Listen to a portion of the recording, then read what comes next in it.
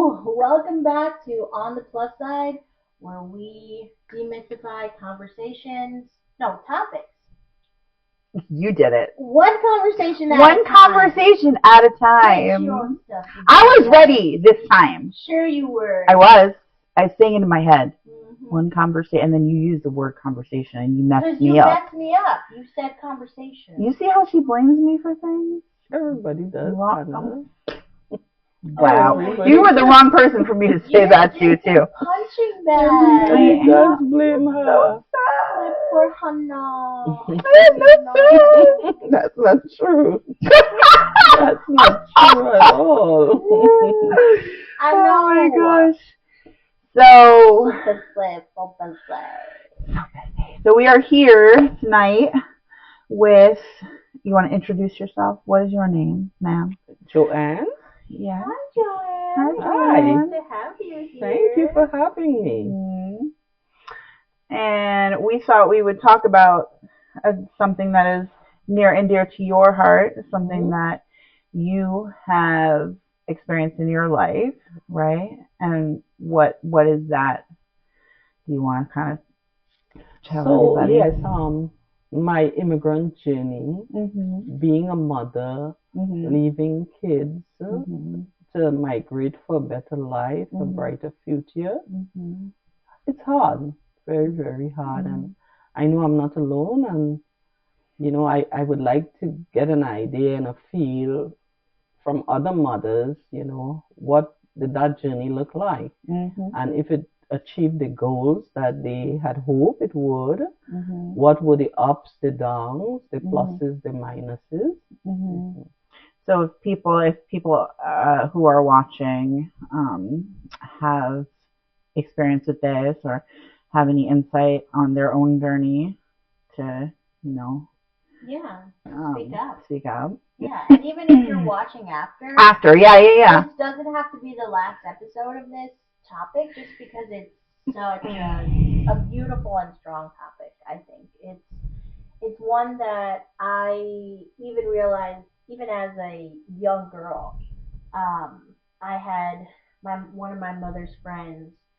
It was one of the first times that thought had been introduced to me. And then later on, I even realized that my grandmother actually did that too with her first daughter. Came to America, came to the United States, had my mom, and then went back for my aunt. That's crazy. So she left your aunt there. She left my aunt there for a little while, but my grandmother and my grandfather, had to come to this country and then did what they had to do, get their papers, and then bring my aunt over, which I think is so crazy. But again, I haven't had to be in that situation, so I can't say I would never do that, because there's so many situations that I've been in that I was like, I would never do that, or I would not even think about that. But you never know. That's right. The dynamics is different from person to person, and sometimes we have to make those hard choices. But no mother wants to leave kids behind. But depending on the circumstances of the relationship, the hardship, unemployment, whatever it is, may move you to make that hard decision, and you make that decision thinking it's the best decision for everybody's future. And the pain of that, you live with it constantly. The kids, live with the pain of not having mom there. So it's really a difficult situation and a hard decision. Do you have questions? No, I was going to say, do you want to maybe talk about a little bit about your experience, like what you've been through? I know you have 5 kids, right? Yes, I do. And so what went on for you as far as coming here and your journey with this? A failed marriage. My husband was using drugs. He became unemployed, and it was very difficult to support kids in that situation. And of course, I didn't want to stay in a marriage where somebody was abusing drugs. Right. So I made that tough decision to migrate and, give my kids a better future. Who? Oh, go ahead. No, I was gonna say what why did you have a thought about like you wanted to come to the US and that was like because of, prior to that I never had that notion of coming to America except maybe for a visit. Because I was well positioned financially until the drug addiction and the unemployment. So then I decided maybe the past is greener on the other side. So I made that hard decision. So his drug abuse led to financial issues. Hardships, correct. Wow. So when you started thinking about this, what did that look like for you? What were you okay? You were like, okay, who am I going to leave the kids with, or were you initially thinking, should I take them with me? Like, what was the thought process, like the step by step, if you can take it? Well, I made the decision, and I thought I would be the one to come and then bring my kids along with me, never realizing immigration issues would prevent me from doing that. I was here undocumented. I came in on a visitor's visa. Then I became, the visa expired and I continued to stay on. Every year I was sending those children to the embassy to see if they'd get visas to bring them here, which they never did get the visas. Wow. Yeah. Wow. So I was here 10 years before I ever saw my kids. How old were your kids then, Joanne, when you left? When I left, I had a 16-year-old, a 14-year-old, a 12-year-old, and twin girls, 7. Wow. I left them in my marital home with their father. With their father. Because he was, despite all the other things, was there somebody, were you living with just him or you were? It was just us. Just at that point? Yes. I had a best friend that would go in 3 days a week to give support to the kids. So when finally 10 years passed, your twins were then 17, right? That's right. When I first saw them again, everybody were, grown up and, and of course there is a disconnect when your kids don't see you for that many long. years. Were you, I don't know like how long ago this was, but was there enough technology to be able to contact them like how people do now with like FaceTime or Skype or whatever? Yes, I was able to FaceTime. I got a computer. I was able to attach a camera and we would see each other. But for me, that was harder than talking on the phone. Seeing my kids, it's like you want to hug, you want to touch, so that was harder for me. Yeah. I can imagine that's emotionally really gut wrenching to be able to see them and not touch them and hold them. So during the 10 years you were here, you had that FaceTime contact. Were you able to at all go back? Probably not, right? Because no, in those 10 years, I did not go back. I went to attorneys to try to fix the situation. I was told the only way to fix that situation was to marry. But because I had left a bad marriage, I was nowhere thinking in terms of marriage. When my son was having my first grandchild, I then said, look, I'm not going to miss out on that. So I am going to get married. Oh, so you did? I did get married and got myself situated with my paperwork, my residency, and I was able to go. You were able to go back. And that was 10 years later then? That was 10 years later. To see your first grandchild. Wow.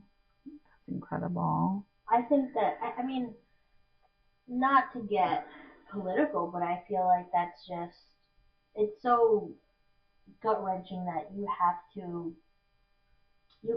like go through all of those, like steps, and you even try to do the correct steps, right? You try to get your kids to come here, you try to like get yourself situated here, and they wouldn't even allow you to do that. It's like you try to do everything right step by step, and they would still turn you away. But rules are rules, and somewhere along the line, I didn't follow the rules. Nobody's fault. I didn't understand immigration. I came here and I thought when I had sufficient money, I could go to an attorney and fix the situation. But that's just not how it works. That's not how it works. Man, I know that there's a lot of the times you hear fathers doing that. Like I have had a couple of friends who are male, and they will come over and they leave their spouse and in their children in the care, and then they have to be here years and years, and sometimes they don't get to go back, and sometimes they even redo their life here because Absolutely. it's like almost like a whole other world. After so much time, you're kind of like, whoa, that was another me. That was something so long ago. Absolutely. Yeah. It's a huge disconnect, and life change, people change, and when you can't go back to see the people you love, you kind of you grieve so much over that fact, and then you almost want to bury that and pretend that it doesn't exist, but really, it's always eating at you. Did your children ever say anything? I mean, of course, like your twins who were 7, probably, I don't know if they understood really what was going on, but I'm sure like your daughter was, did you say 16? 14. I had a 14-year-old daughter, a 16-year-old son. Oh, okay. And a 12-year-old son, yeah. Did they question you? Did they, like, what was their response to you telling them like, hey, I have to go? Well, the thought of mommy being in America and what mommy would be able to do, everybody embraced that. But the reality of living a day to day without mommy, it changes everything, because no amount of monies, no amount of gifts that you send, the nice sneakers, the nice backpacks, it doesn't take away the pain of the kids not having mommy present. Wow. Did they vocalize this to you, Joanne, like through the years? Yes. Mommy, when are we coming? That question. Mommy, you promised we'd be coming. When are we coming? But mommy has no control over that. Right. Kids then start to feel abandoned. And you realizing your hands are tied and you really can't change that situation for them as much as you want to. It's just hard on everybody. And have you talked to them as adults now, like about how I they felt? have, and my oldest daughter, who is now a mother, she is better positioned to understand what I went through. My younger kids have a harder time accepting that I had gone to make it better. They have a harder time accepting that.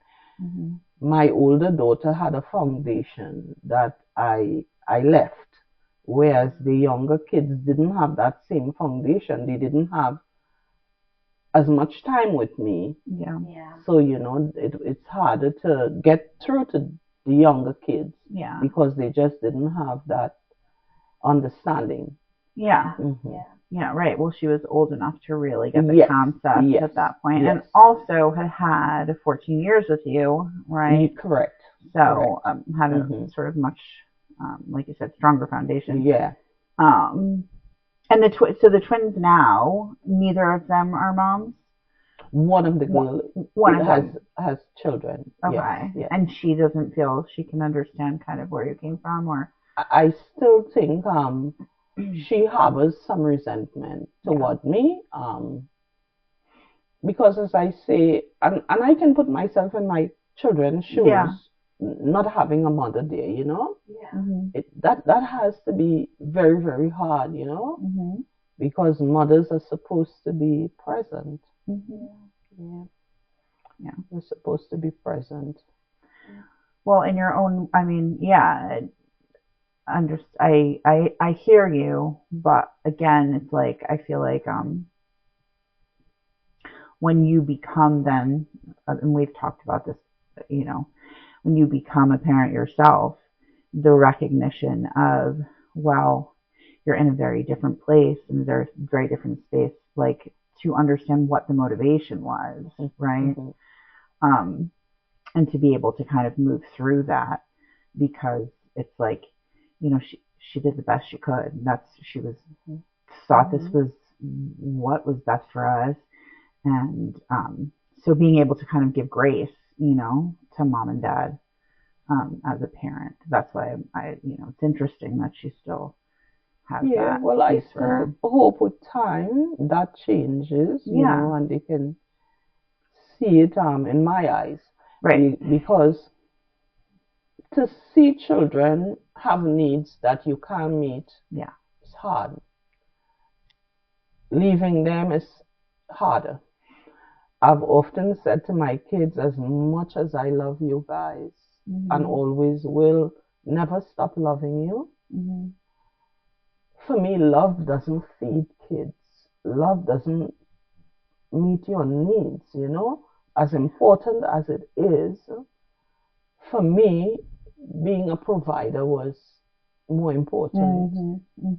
But I'd say this, if I had to do it all over again, I was just going to ask you. Wouldn't choose migration. You would try to figure out. But, I mean, at the time, you obviously didn't think that this was going to be a forever thing. It wasn't like, oh, I'm leaving, mommy's going to start a new life without you. No, It was like, I'm going to go for a little while and work my ass off and bring you guys and have that was this new life. That was the promise. And as a matter of fact, for many, many years, I kept a 3-bedroom home, and I prepared the room, boys' room, girls' room. I had dresser with clothing for my kids. Anybody coming into my home would think my kids lived with me, because it sort of eased the pain for me, having these things. This is my son's, this is my daughter's room, my son's room. And I kept that place for about 8 years. Wow. Every year hoping that you'd be able to have them. That immigration would give them the visas and then we'd be a family, a unit again. Well, and that's the thing, right? Is like, I could see, I'm listening to you and I'm like, I could see you really being in that position, continuing, because it's like that hope is still there, right? Like it could happen. Okay, well, it might happen. It might, and just keep hoping and hoping and hoping. And if you then give up on that, it's like, why did you do all this work and you're just going back for what? Right? I'm not putting words in your mouth. I'm just saying, I feel like I might, but was that part of the feeling for you? Like, absolutely. Right? Yeah. Absolutely. That desire to have my kids and us be a unit and a family was always number one for me, you know. And I could numb the pain by holding 3 jobs You and mean keep always working? busy. But once I went to bed, it became a nightmare. So I would try to keep myself awake because, you know, the thought of every time I would go to bed, you know, thoughts in my head, you know, your kids' safety, you worry about their safety, you know, you just worry. You know, I mean, if you're present, you worry. Yeah, I know. Yeah. And when you're absent, that worry becomes like Probably tenfold. quadrupled, yeah, right? yeah. Yeah.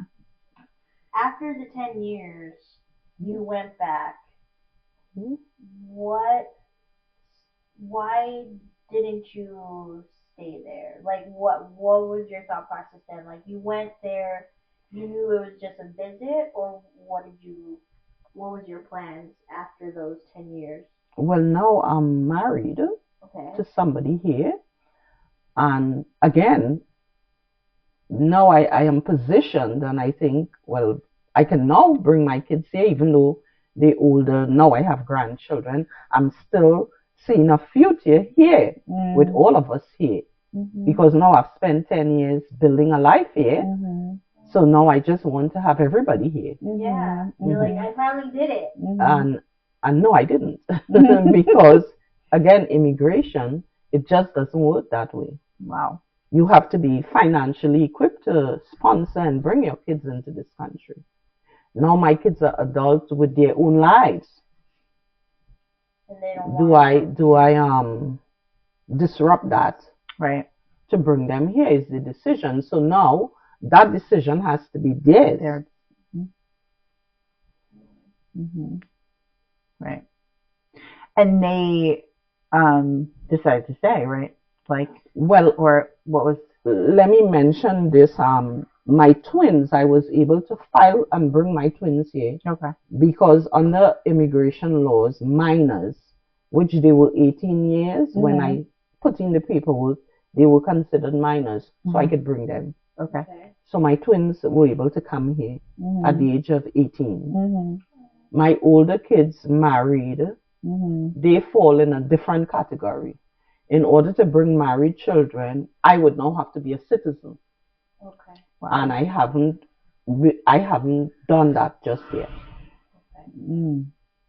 So there's like still a possibility, but it's just would require more time, more money, correct, more patience, correct. And you don't even do you know that that's not what they want? Like they've said, hey, I'm married here. I have my children. I have my probably support at this point, right? Like they whoever they're married to, their family is probably like a source of support, I'm assuming.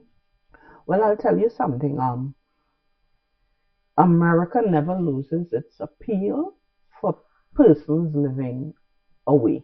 Interesting. So my kids are positioned.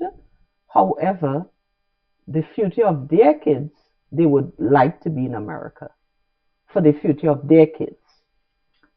Interesting. Oh. See, so I guess even in that situation, so that is that why they can kind of see where you like they can kind of like understand a little bit more of the situation because they're seeing it through your eyes, like, oh, maybe Mom maybe this. so. I would do this for my kids. The difference, although, the difference is if my kids were coming here, they would be coming here legally. That's the big difference. If I were to file for my kids and bring them here, they'd be coming here legally. They'd be coming here as a family unit.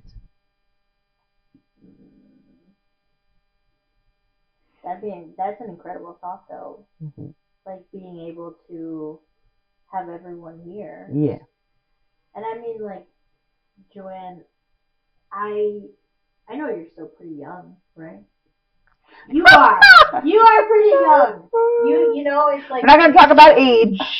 No, but I'm saying like you'd be like, oh, if you were like a Raggedy Ann and like, oh, I can't like the idea is lost and No, is that how you feel, old people? some. hope reigns supreme. Without hope, life is, Yeah. So I have to be hopeful. So that's still where you would want things for them to all come? Yes. Yeah. At this point, I would still want my kids here, my grandkids here. Not now. Years ago, it was just my kids I had to think about. Now I have to think about kids and grandkids, and now the future for my grandkids. Right. And the possibilities that, he could provide for them. So your oldest, like the eldest son.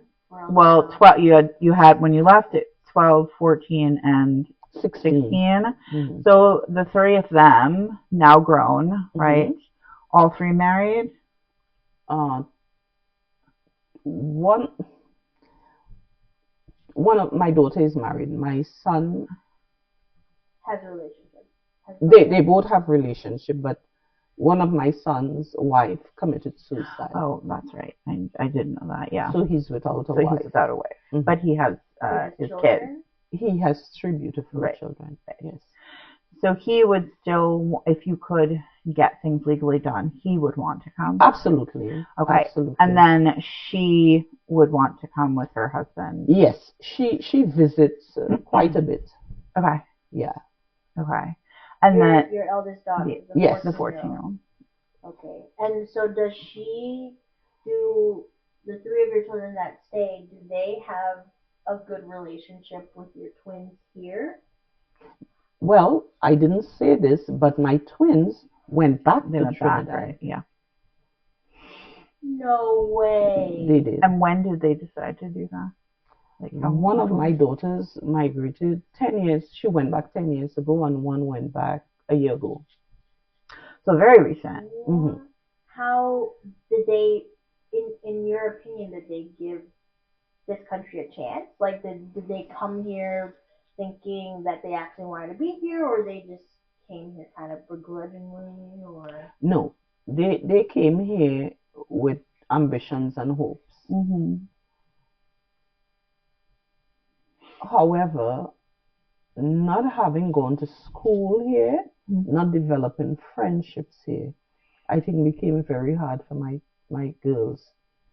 They weren't able to socialize outside of each other. Mm-hmm. They worked, and here you work quite a bit.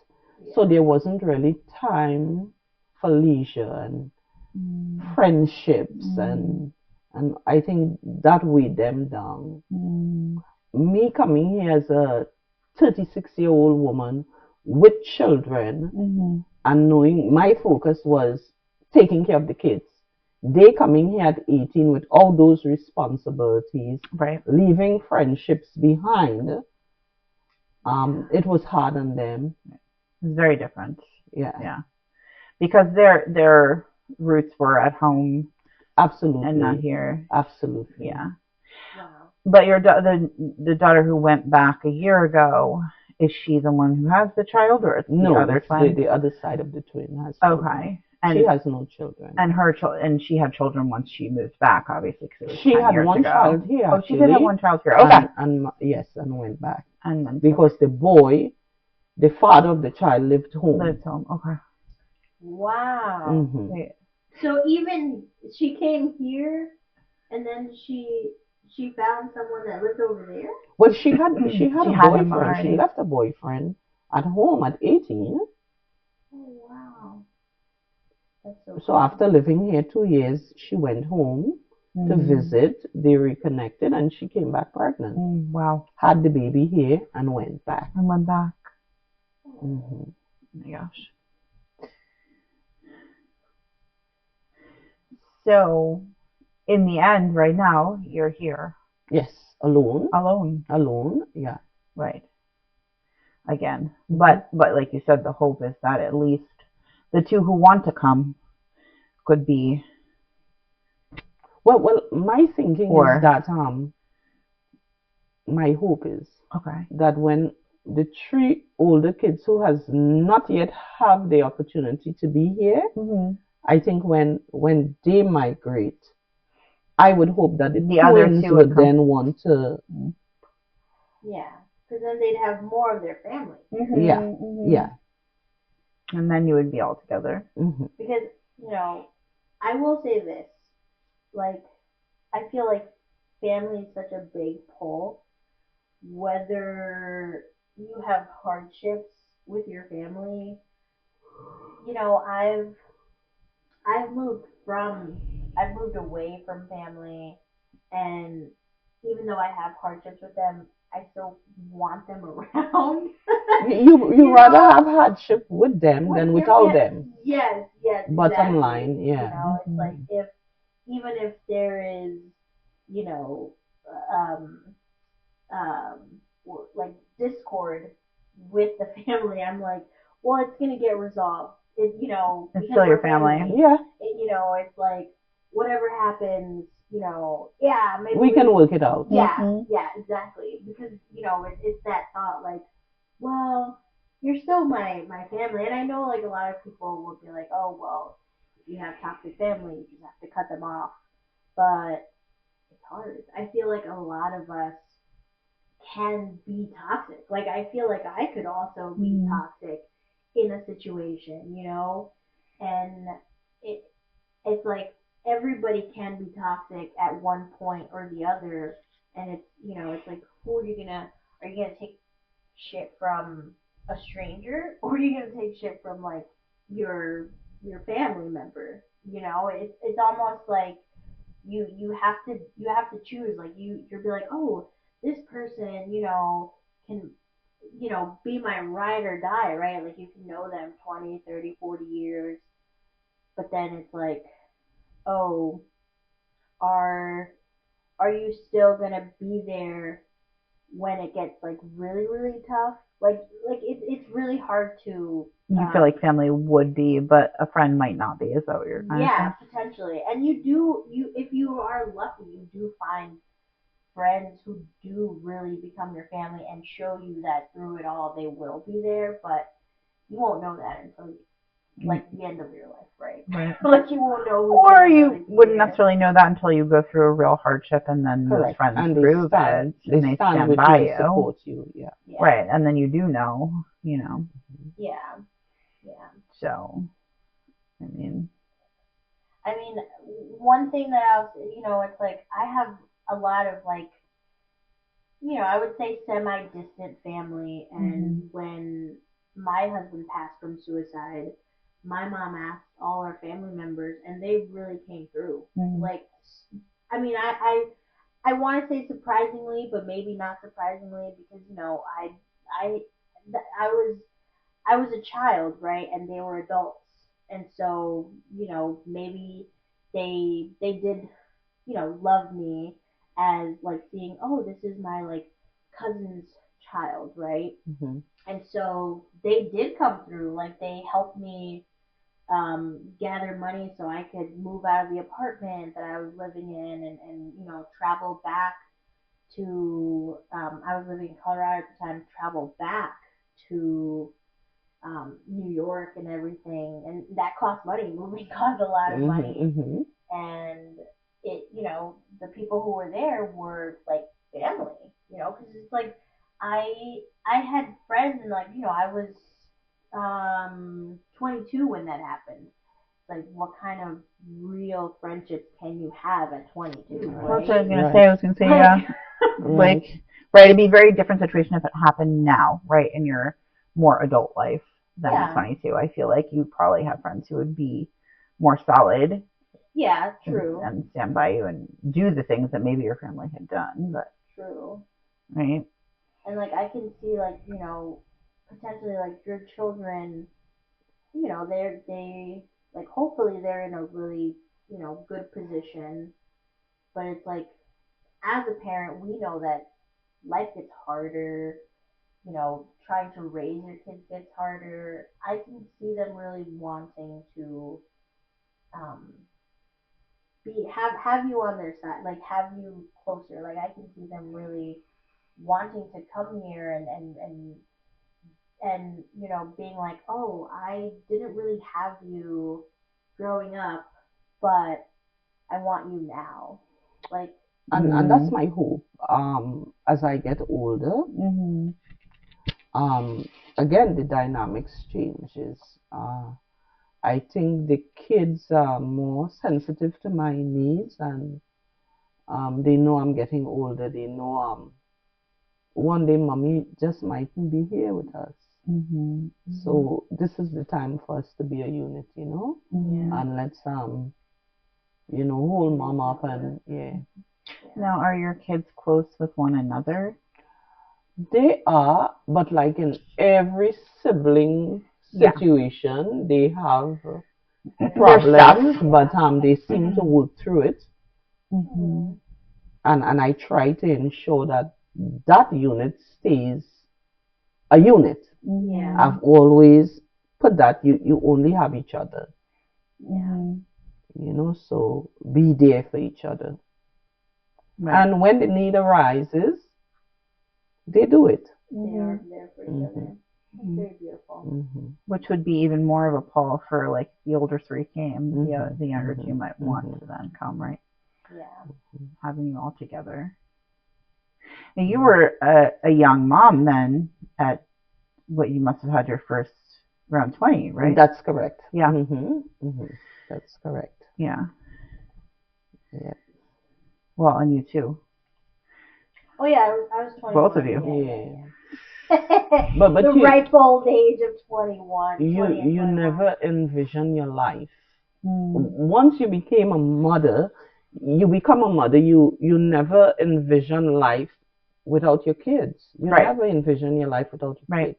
Yeah. Wherever you go, your kids go. It just seemed to be the way it should work, Well, it must have been so strange when you were here at first. I mean, I'm sure you, like you said, you get into a routine and you're working, so you're not thinking about it. But like being here when you were first here without them, especially you had 5 of them at home. Yeah, and coming here and not having a support system. You had nobody. Keep that in mind. You don't have a support system. Right.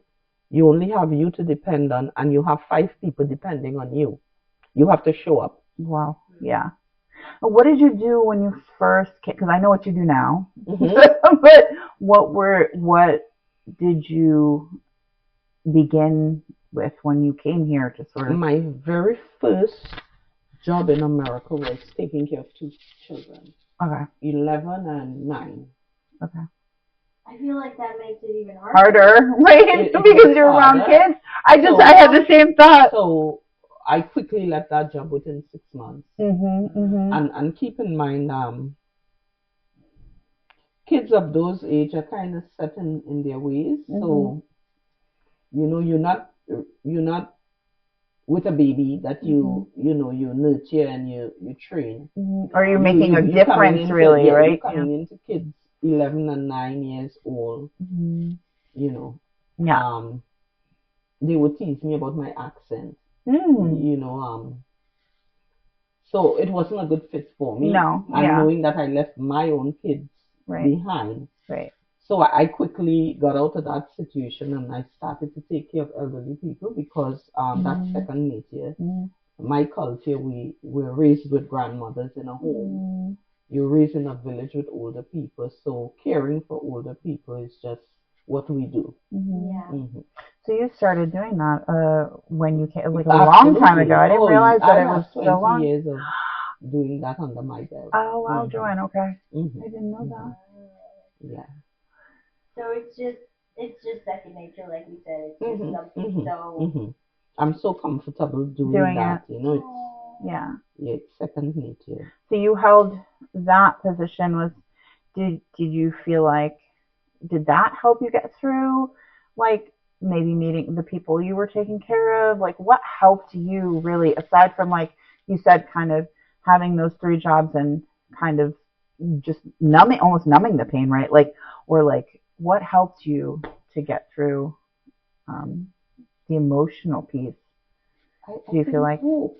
It just was having all that hope? Because keep in mind, when you're caring for an elderly person, you and that person there alone. Sometimes there's no communication. That person you may be caring for may have dementia and don't communicate with you. It's very lonely. Very, very, very lonely.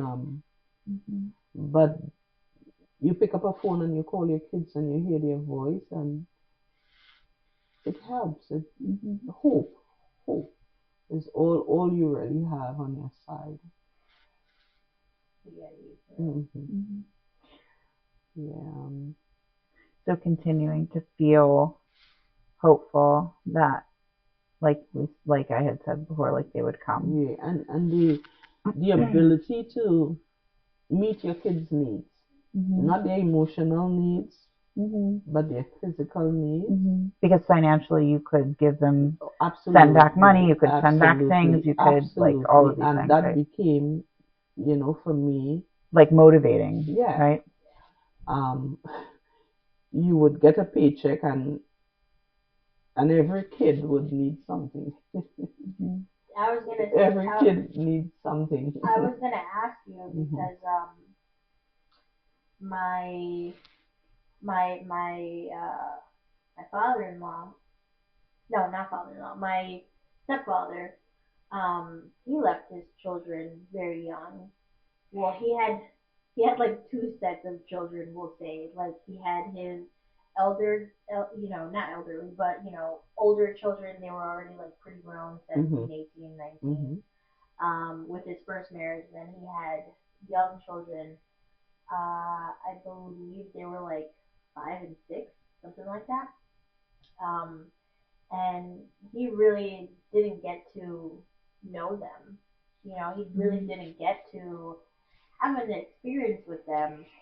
And it was funny because he had only been here a few years, and then he met my mom, and he was still trying to um, understand that balance. Like, do I not forget about my wife, but do I kind of like? I mean, they weren't married, but do I kind of um, accept that this relationship has fizzled? It has been a few years, and their relationship was pretty much just like transactional, like, Yeah. hey, babe, yeah, you're good. Here's money.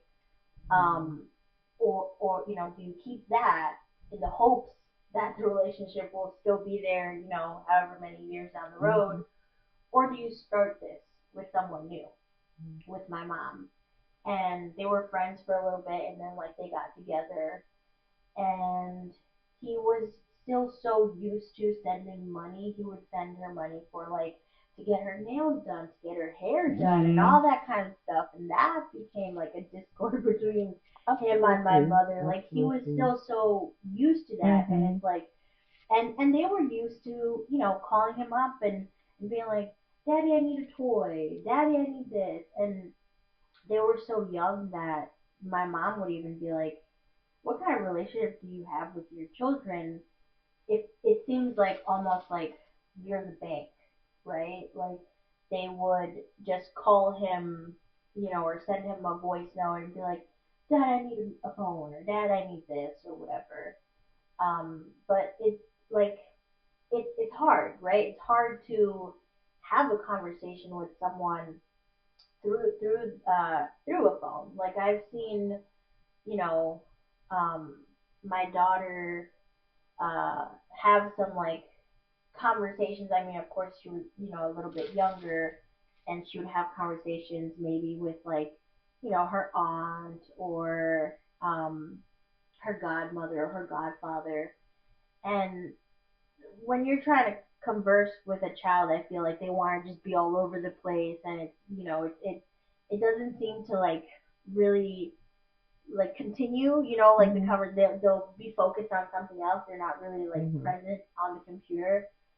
Um, and so it it like it's a it's a situation where you you're trying your hardest as the adult, right, to have the conversation with the child, but sometimes a child can't like grasp or give that type of connection. You know, it's like you're giving 100%, they're giving like 20, 30%, and then it's like, oh, and you're hoping, you're like, well, I'm here for you in the way that like I can only be here for you. Like you have the coolest toys, you have cooler toys than all the other kids. You know, like you have nice clothes, you have this, in the hopes that like they will they they they will see you as like this maybe um I don't know, like beacon of light or something. Like in my mind, I think of it as like Santa Claus. You know, like people love Santa, like kids love Santa Claus. They're like,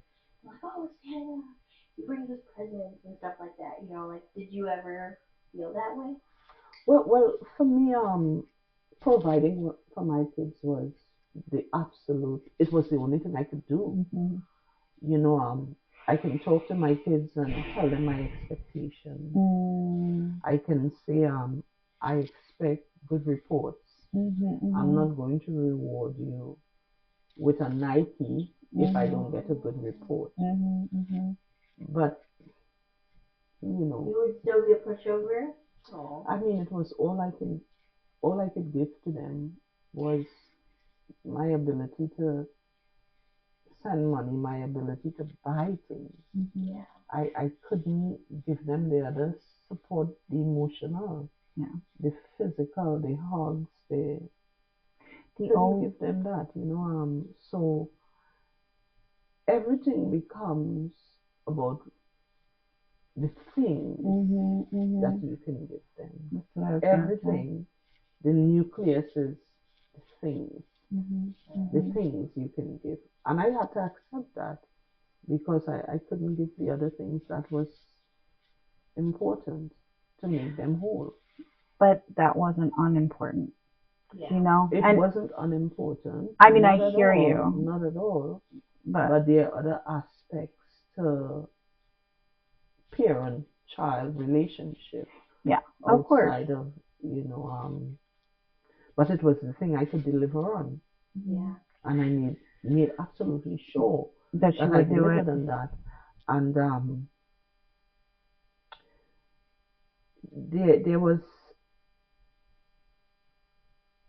there's something to be said about that, because in doing that and in giving my kids things, my kids was able to give to other kids.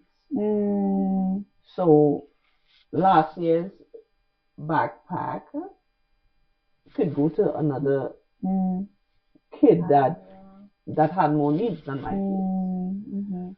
I could send more school supplies that my kids could share. And that was the comfort I had.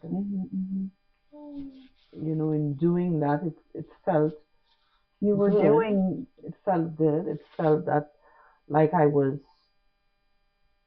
meeting the needs that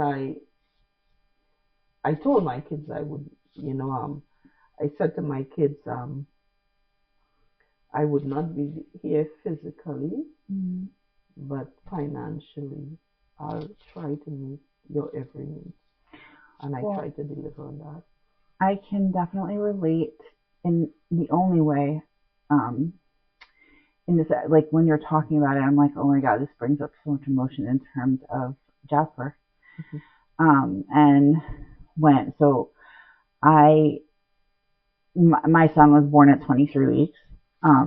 Those of you who are watching who know me know that.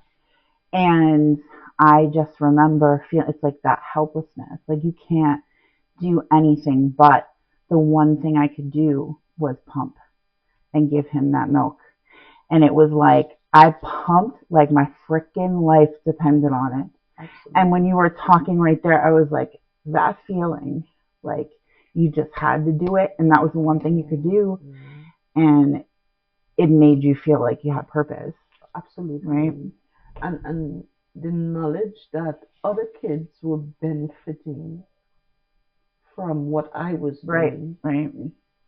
You know, it was like bigger than your own thing. Yeah, and I mean, I didn't necessarily realize that at the until time. my kids said, you know, their bags were in good condition, their sneakers was in good condition, but we knew mommy was selling new things, so they could give things to other kids, you know. And once I realized my kids were willing to give other kids their stuff, then it became important for me to throw in additional stuff, school supplies, you know, to help other kids that were in need.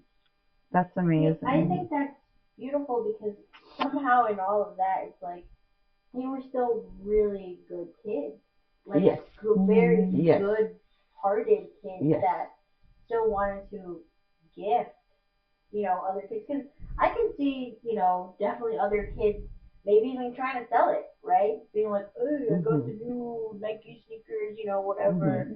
Like, it just the fact that they wanted to gift, I feel like that, you know, because there could have been so many outcomes to that situation, but it's like that's so incredible that it's like these were, your kids were really like good-hearted children still. Yeah. Right, and it gave you even more purpose because you felt you were spreading it.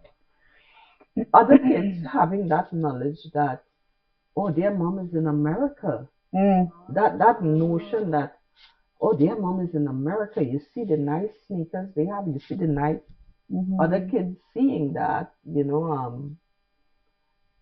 don't mind getting it if it's used. Right. Because it was still a big deal. Big deal. Yeah. Big deal. Yeah. Huh.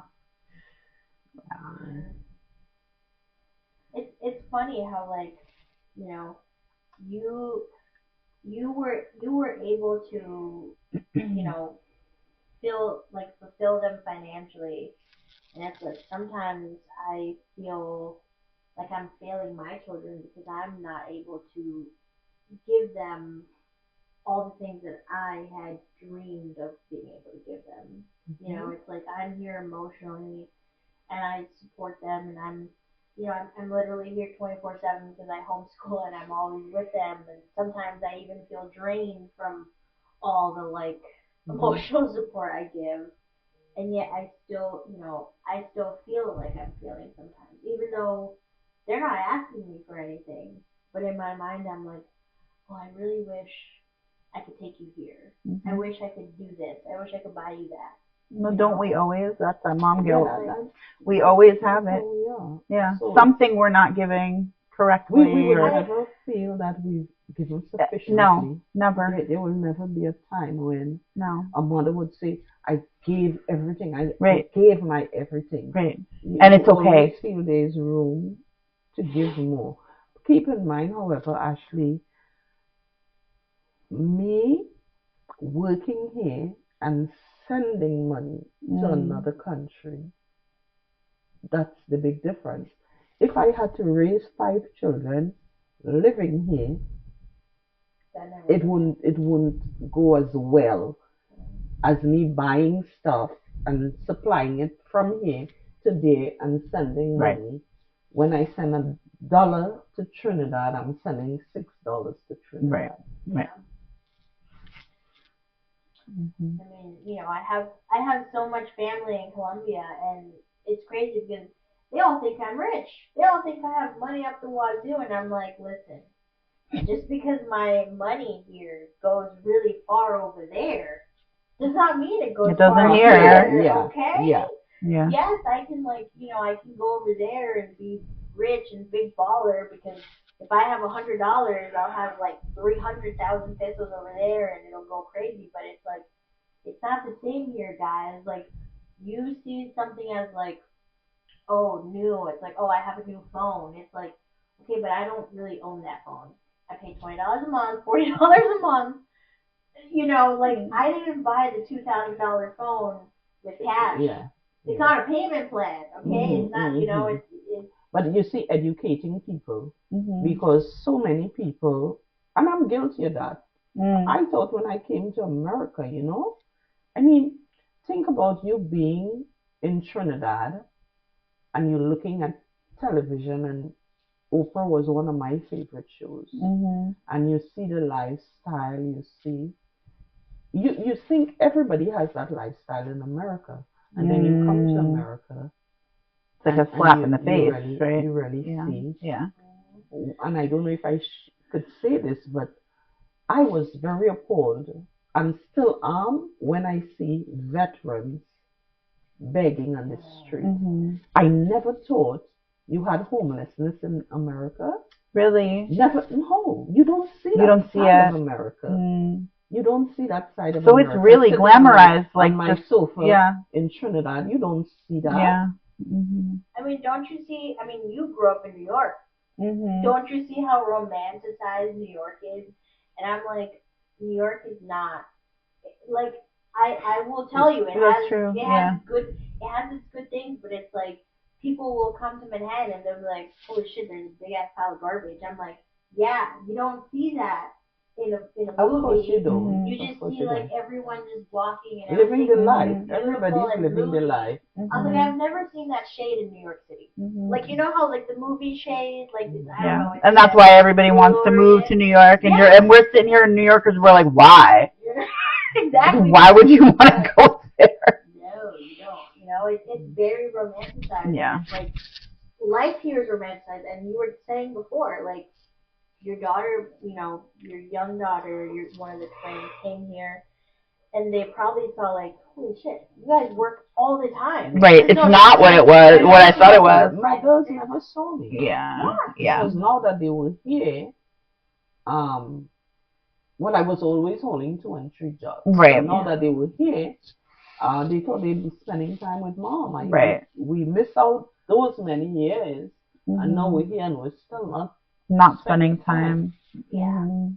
It's crazy. It's like you, and then you know, you think like, oh, I'm here. I'm you know, I'm gonna work a little bit for like a couple of years, and then I'm gonna be like a millionaire. It's like. No.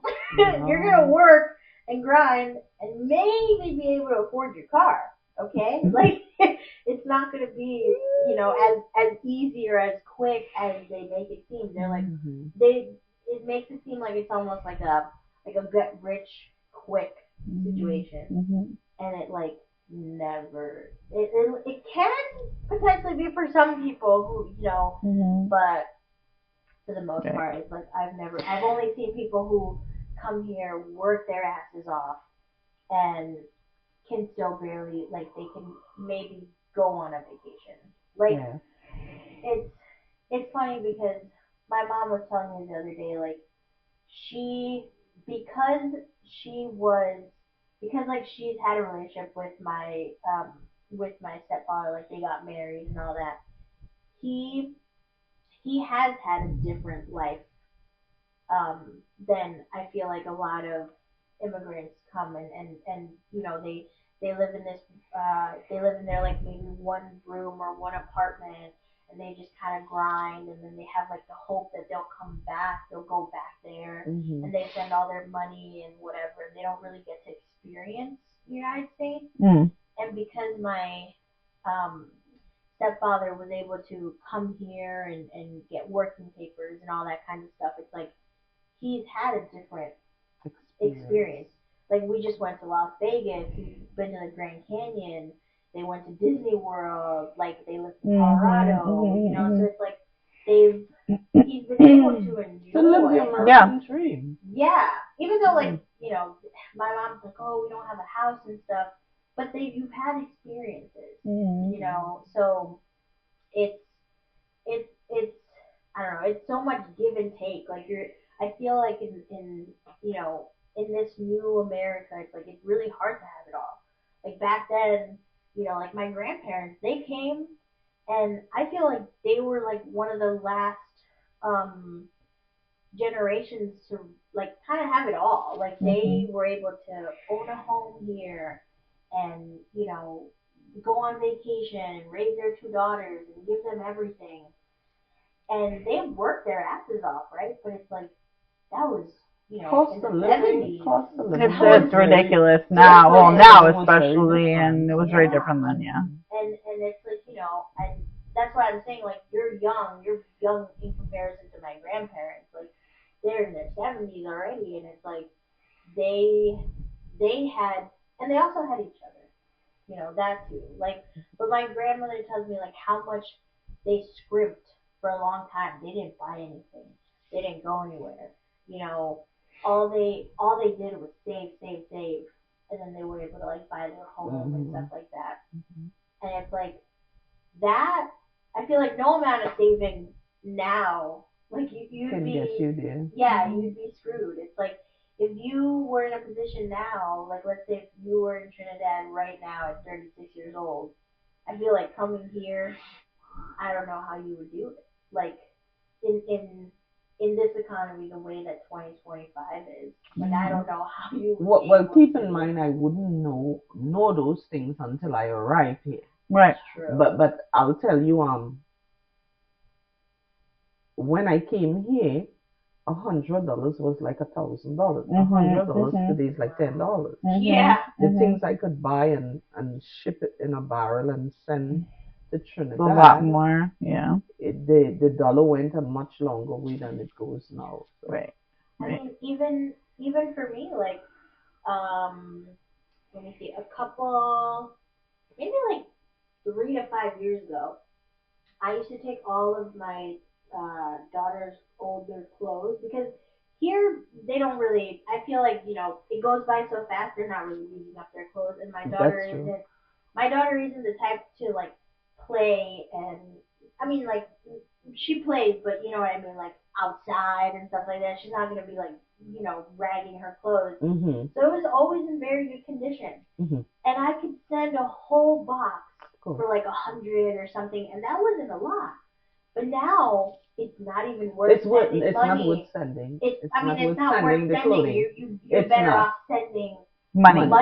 Like I'm like, Grandma, if you need, she I has. have found that to be the case. I'll just be like, Grandma, if you have people that need clothes, here I'll send you. And sometimes she'll still even ask me. She'll be like, what did you do with all the clothes? I'm like, Grandma, it's not worth. Like, there's not like $200 of clothes in there. Right. And that's $200 right. to send a box like this big. That's not. Right. Like you said, just give her the $200 and so. And not only that, you incur costs sending it. They incur costs getting it. It's just not making any financial sense to do that anymore, sadly. Yeah. And a lot of the things that I've seen, so about 7 years ago, I went to Colombia with my daughter when she was 2. I bought an umbrella stroller. An umbrella stroller over there costs like 50,000 pesos, which is not a lot. Like even till this day, like I think monthly people get like 300,000 pesos. So it's like the idea of a stroller being 50,000 pesos. That would be like $150 stroller here for an umbrella stroller that you can get for like what $10 at Walmart. Like the cost of things in other countries are incredibly priced. Like you don't see it because you're thinking like, oh, if it costs 50, then it only costs like 10 here. But you have to think of it from their point of view. I was like, how are people even having children in Colombia? I'm like, you can't even, like I thought it was like the literal cheapest like umbrella stroller you could think of, and I was like, why did this cost so much? Mind you, a full lunch with like rice, beans, chicken, a side of soup, and a drink was 3,500 pesos. So you could eat a whole lunch for 3,500 pesos, but then a little cheap stroller was 50,000. I was like, what? That doesn't even make sense. It was wild in comparison to here, where it's like, okay, you could have a burger for like $2 or whatever at the time, right? and then but you could also get a stroller for $10, right? Like everything here is more accessible, even though life is more. Absolutely. I don't know if it's more expensive. Like it could feel more expensive, but things here are more accessible than over there. Yes, and that is why when you migrate, people at home always feel the need to ask you For things, yeah. for things. Because they're like, oh, you can get it much more easily. You can, Yeah. And yes, just, yeah.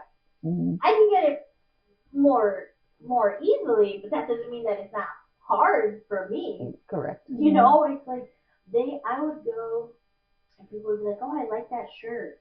I like those pajamas. Can I have it? Can I have it? I'm like, dude, $20 is still $20. I'm like, just because, you know, people would ask for like Victoria's Secret lotion. Oh yes. And all that stuff, and I'm like, listen, dude, they're like $17 here. And I was like, just because for you it would be like so out of reach, that doesn't mean that it didn't cost someone an hour of their life. Like if you're getting paid $20 an hour, that's an hour of your life that lotion costs. Like people don't see it that way. They don't.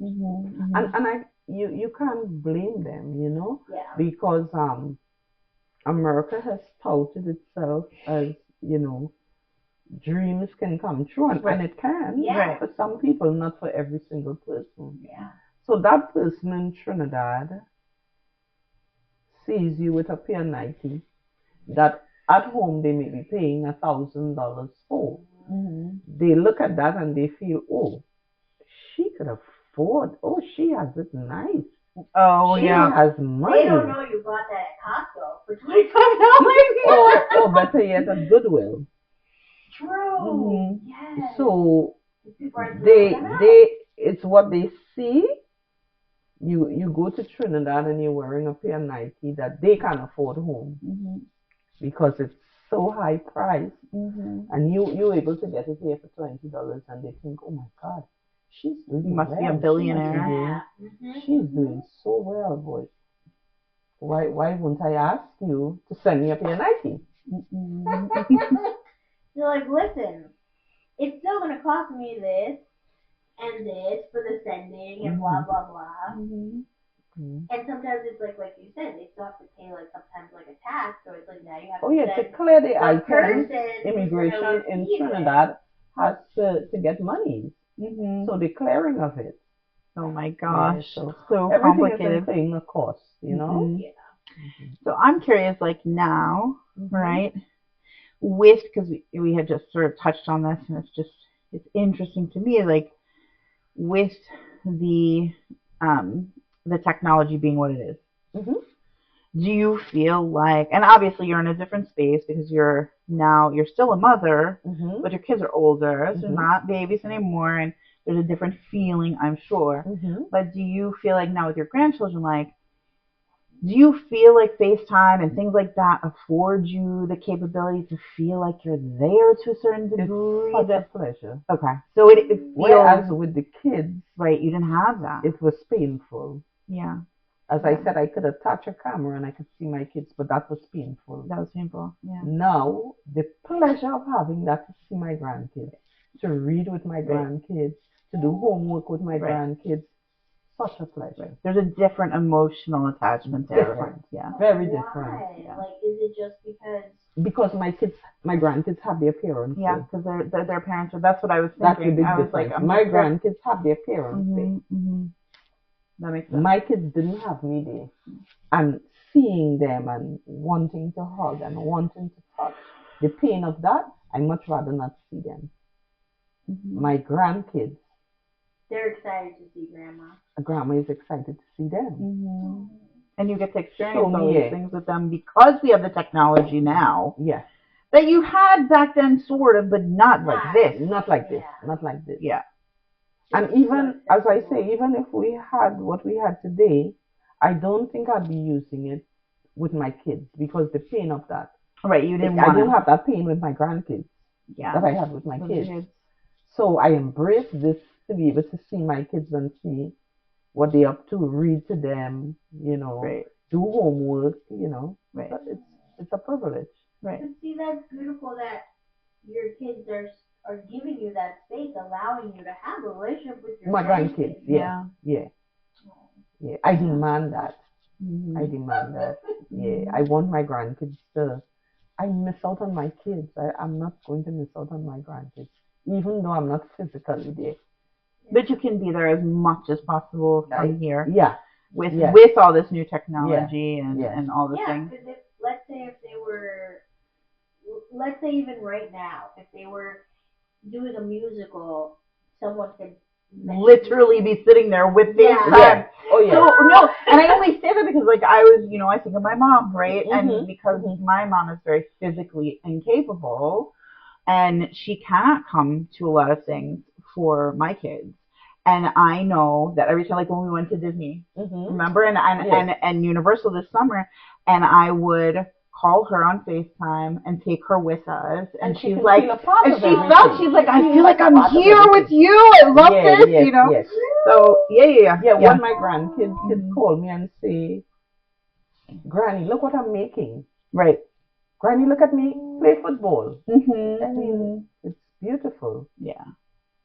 So it's nice that that is a possibility at least now, even though you're still really far away. Yeah. Wow. And it's a different emotion. Absolutely right. Right. Like you said, like they have what you feel you couldn't give to your children, right? Like they have that because they have their parents are right there. You don't have that guilt. Right. I don't. And there's that too. I don't. Yeah. Yeah. Well, I am insanely touched by your story. I mean, you and I talk a lot, but I'm gonna I don't want to cry because I don't want to make you cry. I was really tearing up. And I feel I've gotten to know you pretty well over the last year, feeling closer to you, really enjoying just sharing a lot of things with you. And so thank you for sharing this because it was, thanks for having me. It was really nice to get to know more of you and this side. And I hope that people, can share their experience too, because your story is by far not the only one. Not the only one. Not at all. Like, not at all. It's I mean, it's many mothers are making those sacrifices. Yeah. For children. Yeah. Sadly, we can't. My country didn't afford me the ability to raise 5 kids. One of the things is that I didn't have the skill. I didn't have the education. So coming here just seemed like the right thing to do. Yeah. It's also incredible because one of the things, I don't know if it's changed much, but like in Colombia, after you're like 30 years old, you're considered old. Like they wouldn't give you a job. Opportunities are not available. They'd be like, oh, to you. Yeah. So coming to this country, like growing up, like I used to see so many elderly people working, and they had that opportunity. Absolutely. Here, they give you the opportunity, whether whatever. And that's what's beautiful about America. Yeah. Your level of education, your skill sets, those things, you can have employment and have a decent life without that education, that level of education, that skill. America gives you the opportunity to be able to work and sustain yourself without all of that. So that's the beauty of America, and that's why America is the land of opportunity. Yeah. In my country, there would not have been anything I would be able to do to support five children. So it just seemed the right thing to do at the time. Yeah.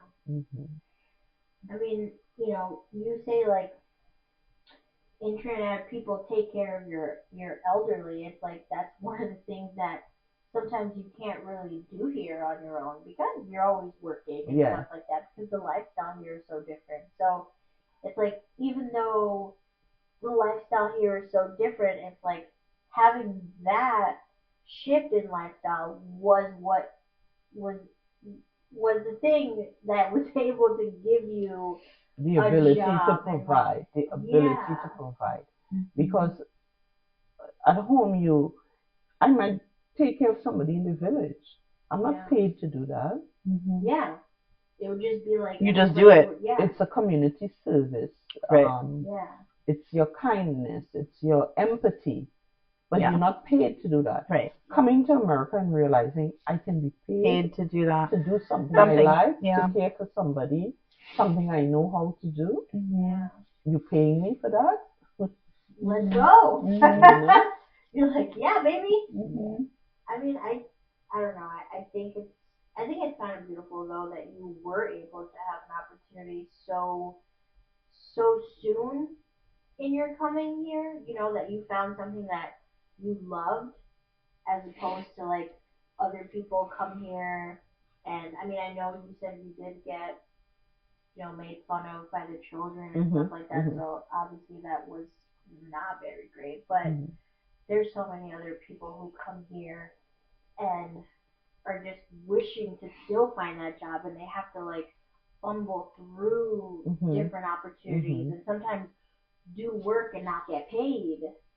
Sometimes like there's so many different paths. So I feel like from where I stand, I'm like, wow, she's so lucky that she was able to find something so soon into your coming here that you were able to still sustain your children and still do something that you had come and into help mind others to do. And help others. Help Yeah. others, And I've worked for some amazing people.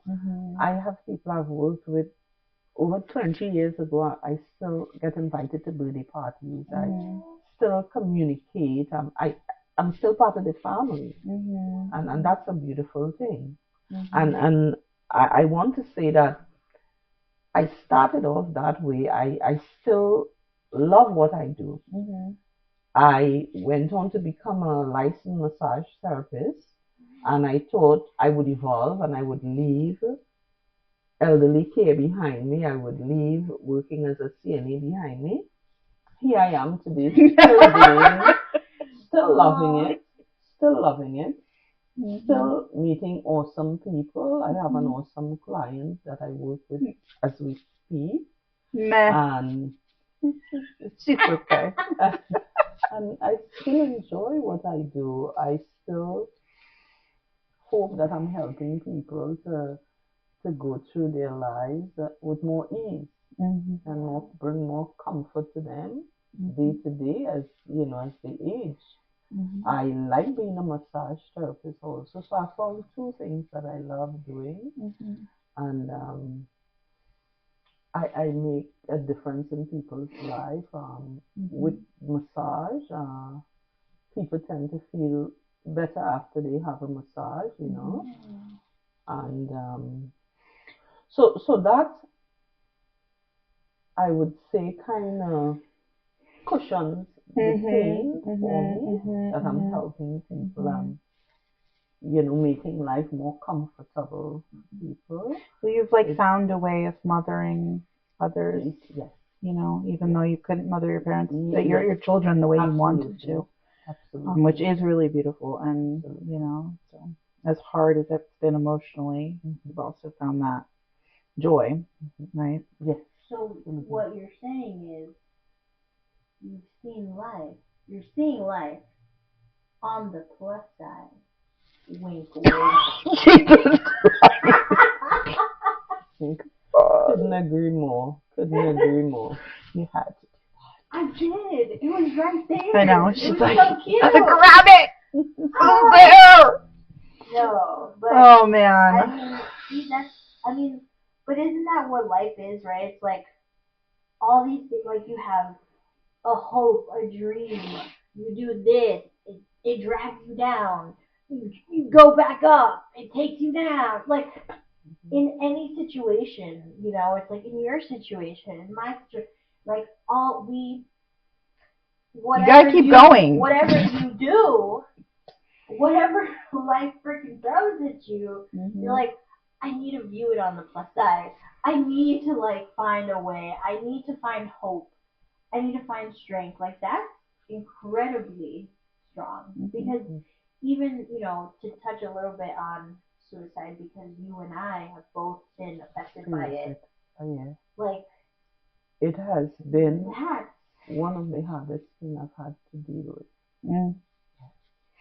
Yeah, it's like choosing to keep going even though sometimes can feel something can feel so like messed up. You're like, why me, like maybe you had other people in your life like things were going their way for them, maybe like you had a neighbor and they're like, oh yeah, they're going to America or something like that. I don't know if you had that, but it's like having all those um experiences or like doors slammed in your face theoretically, and having still that strength and like emotional control of like, okay, I'm going to like find a way to release these emotions, but in a healthy way that's not going to kill me inside. But I'll say this, that motherhood is the catapult. When you have children, you don't allow yourself to be pulled down and dragged down. You have people depending on you. You have to, you know, there's always this thing about you. You have to be strong, and and it's important. It's important that you be strong. It's important that you be motivated because you have people depending on you and watching you. But your daughter-in-law, it's like, and my husband, he was a father, and he loved his daughter to pieces, and he would tell me stories about what he was gonna do with her and how he was gonna like make fun of her at school, and like all these stories where he viewed himself in the future and our daughter's future, and it's like, and still like that wasn't enough because at the end of the day, I feel like sometimes it does kind of feel like it really isn't a chemical imbalance or something like this depression and stuff because it's like it just doesn't make any sense, like especially when you know the person. Like sometimes you hear stories and you're like, oh, that person did that, but when you know that person and you're like, this person would never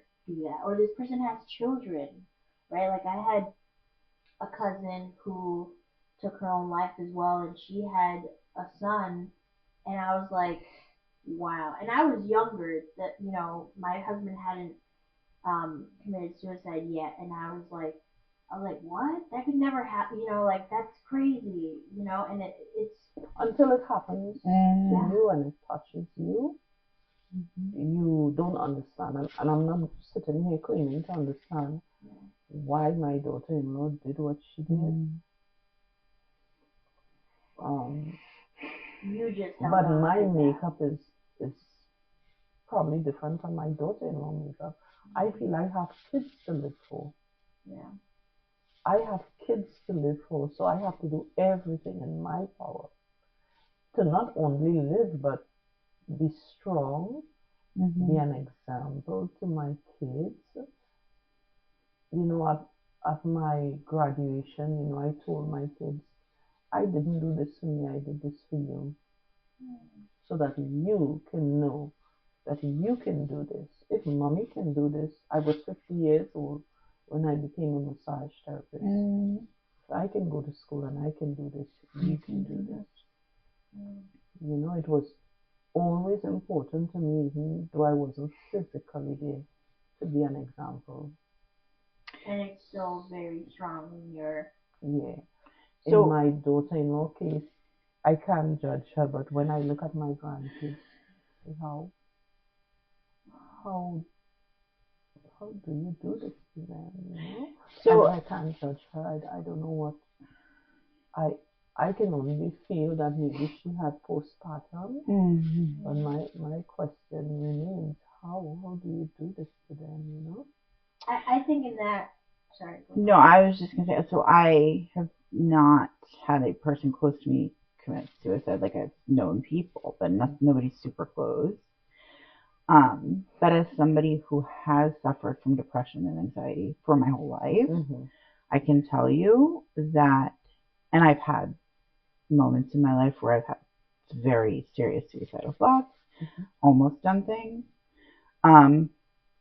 It's, for me at least, and as a mom, I am grateful that I haven't had that kind of depression since I've been a mother. So it's changed. Motherhood has changed. It's shifted. It has shifted. Well, postpartum, it was pretty bad with I can imagine. Aurora, but it's not. I could still, but I could put myself back in that position where I was that depressed and being a mom, and I could see it just in that moment. It doesn't matter. Yeah. It's like you can't see past that moment. Sadness. Like it's not even sadness. It's like emptiness. Like I can't even. I don't know that I can sufficiently describe it, but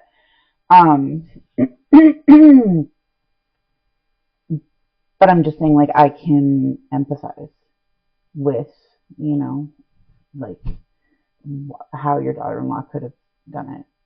As horrible as that is, but And sometimes I feel like the thoughts are like irrational. Like for me, sometimes I think, from where I was telling you, like I feel like, oh, I can't give my children everything. Like maybe it would be better if I wasn't here, then they'd have a better opportunity to meet someone else who could give them something. You know what I mean? And it's like it's obviously very irrational, but like in those moments of depression, of sadness, of like all those things, you're like, am I too broken, or am I too this, or am I too that? Like, am I the mother they deserve?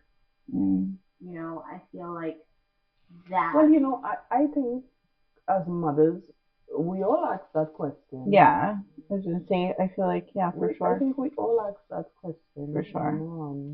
Yeah, and this is like not that. That's what I'm saying. Like it's like beyond that. It's beyond reasonable thinking, or you're just not okay. Like I don't even know how else to say it. Do you know what I mean? Like you're just not. Yeah. So, yeah, and like I said, I also feel I have the resources if I were to get into that position, which is very important. Right, and she may not have, and he may not have, and that is well. very I can tell you, our culture fails us in that way. Yeah, because depression is not talked about. No. Postpartum. No. Nobody believes. I didn't know. I thought it was. I didn't know. Depression was like stop being fat, get up. Like. Well, I didn't know I had postpartum anxiety until honestly, guys, 2 years. 2 years in, okay? Like Aurora was a perfectly healthy baby. I had a pretty uneventful birth when considering my son's birth. Yeah. But like really, and I was terror stricken constantly with things that were so irrational, like her health, like was she dying, was I dying, was this happening, was that happening? Like it was constant. I thought the woman who worked for us, I thought she was poisoning our food. No, like irrational, like constant irrational thoughts. And then 2 years into Aurora's life, when she was 2 years old, I went to this mom's meeting, and this woman came out and spoke about postpartum depression and anxiety. And I was like, holy crap, that's what I've had for the last year and a half, almost 2 years, right? And it went for almost that. I mean, it was better at the 2 year mark, but it lasted for a really long time. And you wouldn't even know that either. Like, how long can it last? But your hormones, postpartum hormones, I mean, that period, we say it's, what do we do? Our 6 week checkup, and then they're like, oh, you're fine. No. You're going through that for the first I 6 months to 2 years of I think if I may life. say the difference again, and I will talk about my background, is you have that community. You have that community. I don't know why she didn't have a community, but of course it has changed a bit from my growing up to her. Right. I had twins, and I could be in bed and hear women in the kitchen cooking, mopping the floor, washing. You had that community. You had that support system, which I think held you up. Yeah. Right. No, we don't have. I think oftentimes motherhood isn't viewed as something respectful or beautiful or honorable. I think sometimes it's viewed as like, yeah, everybody does it.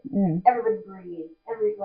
Oh, women before you have done it. You'll be fine. It's well, my culture seem to feel that way. Big deal. You have a baby. But I mean, they support you. They supported you. Yeah, when you talk about the support you had when you were home, in terms of being able to have somebody watch them if you needed that, or all of that, I'm like, that is so foreign to our culture, like we've talked about. It is. We have to hire people. So that even brings up the point that coming from that way of life, community-based, where families live on the same plot of land, you had your siblings you can call on, you had your auntie you can call on, your uncle, and then you come to America and you're all alone. And you're almost... Everything changes, You're all alone. You have nobody you can really call on. At home you can say, auntie, can you send a 5 pound of flour? I want to make bread. You don't have that here. You don't have that support system, And doing it alone here is viewed as like, that's what you're supposed to do. That's viewed as strong, right? Like, why are you asking for help? Blah, blah, blah, DIY or whatever, which I can understand. It's like, sure, you can learn stuff on the internet and whatever, but I feel like it's still kind of, it still pushes that idea of like, you're supposed to do it all on your own. You're supposed to you're just supposed to not ask for help. You're supposed to, figure it out by yourself. And if you don't, if you want community, that's weird. It's weakness. It's not strength. Yeah. It's like everybody, you're supposed to just, have dinner by yourself. Like, so one of the things is, when I moved here to Connecticut and I bought my big home, I only had one daughter, okay? I bought a table that could fit like 12 people. Because in my eyes, in my hopes and dreams, you were going to fill that table. I was going to fill that table. Not with my kids. I didn't want to have kids, but with friends and family, and I want to have dinner party. I have dinner silverware that I bought it's still in the package because I still have not had a dinner party because I just haven't had anyone to like come over just for dinner. People always say, "Yeah, we should have dinner sometime." It never happens. That's why you're always on me, because I'm like, you're like, you never said it. You're well, that's really not any different from me taking on a 3-bedroom. Oh, right, yeah. In the hope. Filling it with things for kids. And, having a space that I didn't need, I barely could afford. Right. But that hope that my kids are coming. Yeah. And I want to have them housed. Yeah. It's like you want to manifest it. I mean, I had this idea of we're going to have barbecues, my brother's going to come over every Weekend. Not weekend. He lives in New York, but like every At least once a month, or Christmas, when you have what is that? celebration. Celebrations or whatever. Yeah. But it's like we don't even talk anymore. And everybody's so busy with their lives. Well, that's the thing. Everybody's so busy with their own lives. And then it's like all you want is downtime. They're like, oh, if I have like a day off, like, I want it for me. Yeah. I want it for me, and I get that. My sister like, came for the weekend. It was such a pleasure. Such a pleasure, because I don't get enough of that. Well, and you can also just hang with her and be yourself and not have to be on. We PJs right. until 3-4 o'clock. Nobody showered, nobody brushed their teeth. Who cares? Right? No, it's nice. But I feel like we went to bed at 5 a.m. in the morning watching well, she did. I fell off to sleep on the sofa. But that was so nice. So nice. For both of us. But in a way, what comes from that and what can be beautiful is we create it, right? Like our homeschool community. Like I feel like I have a lot of mom friends who I really do feel like are that, right? Like that community for me. And as much as they can be, because we do all live in our separate houses and live our separate lives and whatever, but like, the fact that I do feel like I can call on them and be like, hey, I'm in a bind. I really need help. Could you, like, even you had offered the other day, we were talking, you're like, I'll come over and watch the kids. You go out with Matt and have a good time. That kind of community, we can create that ourselves. But do you think if your kids were in school? No, I don't. You would have that? I don't. I don't. See, I don't know, but I don't think it would be the same, because I do see a lot of these moms and their kids are with my kids on a regular basis. There's a trust that you build because you are around each other, and you almost feel like your kids are their kids and their kids are your kids, and but I can't say that like people that they haven't created that. I am thinking that school. Moms are dropping their kids off. And they may see you Monday, Tuesday, Wednesday, Thursday, Friday, because you're dropping off at the same time. Hi, how are you? How is Ashley? Because your kid may tell a mom, I made a friend, Mom. That's my friend. So now the mom feels inclined to say hi to the mom. And it may not go any further than just hi. How is Timmy doing? My Johnny said he and Timmy are friends.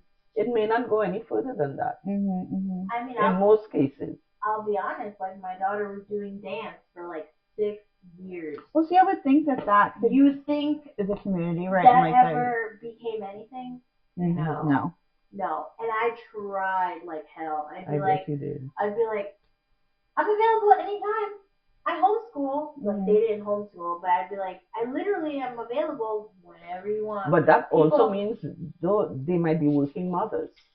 They were working mothers. They were. But it would drive me insane when they would make time with the other public school kids.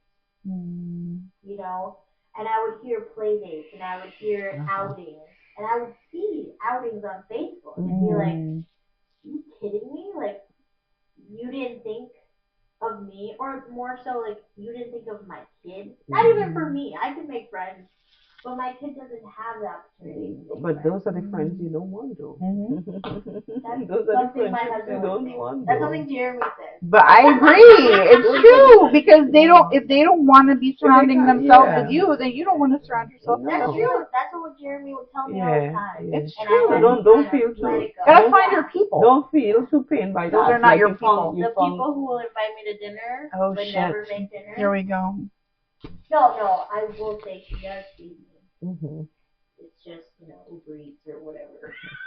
I gave you hot cocoa tonight. Hot cocoa? You didn't even drink it. I don't even know where it is. Dude, look, it's like almost done. Oh. What are you talking about? Well, ladies, this was wonderful. Yeah. We have an hour's drive home.